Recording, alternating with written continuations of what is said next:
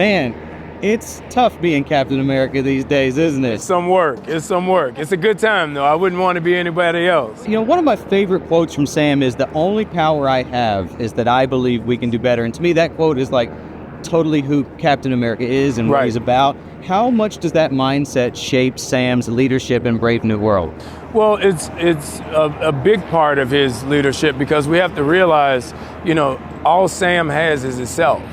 He doesn't have the super serum. He doesn't have any special tactics or powers that he can lean back on. When we first met him, he was a counselor. Right? He was a counselor of soldiers. He was a humanitarian.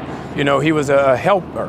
And now we see him grow into all of those principles and all of those fundamentals that he had. He's taken those with him to become Captain America. He's a facilitator. Like every day on set, Julius and I, two words would always come up: compassion and empathy. And those two words kind of exemplified who Sam Wilson is. Now, in the movie, Ross point blank tells Sam, "You're no Steve Rogers," right? So do you feel a parallel between Sam stepping into the Captain America mantle and your own experience taking over the role from Chris Evans? Definitely. I find it interesting, in this day and age, that there's still a question of who could be and can't be a comic book character, considering it's in the comic book that Sam Wilson takes over Captain America from Steve Rogers. So I think with Sam Wilson, Steve Rogers saw something in him that made him give him the shield. Steve Rogers recognized something in Sam Wilson that he saw in himself. And Sam Wilson is the best part of all of us. Everything that's good with the world, everything that's right with us, that's Sam Wilson. He represents all of that as Captain America. So I'm just excited for people to see that and see the movie and see how much of a, badass he is. In what way do you feel like you most connect to Sam, and how do you feel like personally you're the most different from him? Sam is a very patient human being. He's a very understanding and compassionate human being. He'll work towards a common understanding. I don't know if I could do all that. I need it now. But we're alike in a lot of ways, just simply because I try to be, I've realized recently it's better to listen more and talk less. Yeah. Sometimes it's just good to hear what people say so you know what people feel. Yeah. And that their feeling usually is a response as to why they're acting or reacting the way they are. Fear is a real emotion.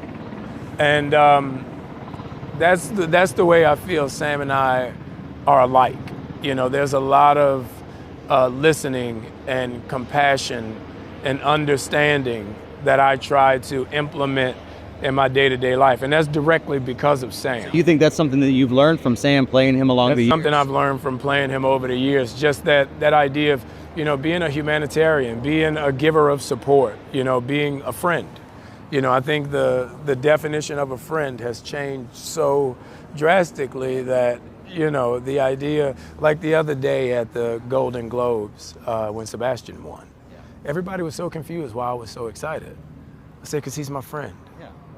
Where I'm from, when your friend wins, you win, and that's just something, I've picked up from Sam, and I feel like made me a better person.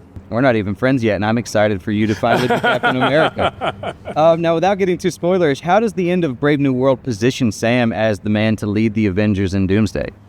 Well, when Ross goes to Sam, he tells him, I want you to bring back the Avengers. We see by the end of the movie that Sam has 100% definitively became Captain America.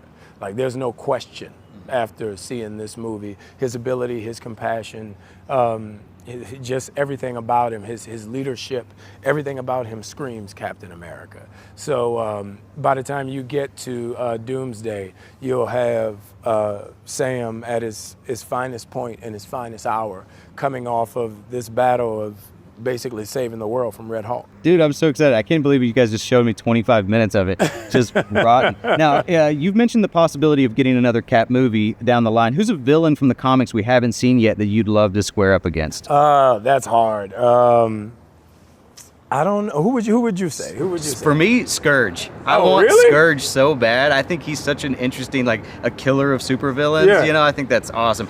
Constrictor's another guy that I like, especially cool. since you guys now have, like, introduced adamantium. Right. I think Constrictor would be a lot of fun. I would really like to get some of those X-Men like villains. Like, I want the whole Juggernaut crew. Like, you know, I was just like some of those. I feel like those would be a lot of fun, just simply because of the crazy nature of the combat scenes. Like, not because they're the best villains, but I feel like their powers head to head with my power, that would be an interesting fight. Now, do you think we'll ever see Sam get the super soldier serum, or is it sort of an integral to his character to not have it? Yeah, I don't think he will. I think if you look at Sam is every man's Captain America, you know, so the idea of him just being a regular guy that's been thrust into this position of leadership is something that we all can identify with, something that we all can relate to.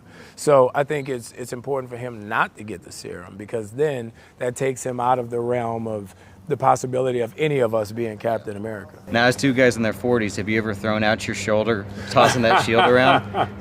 I will say, there was a few times I had to ice. There was a few times I literally had to sit on the couch and ice my shoulder.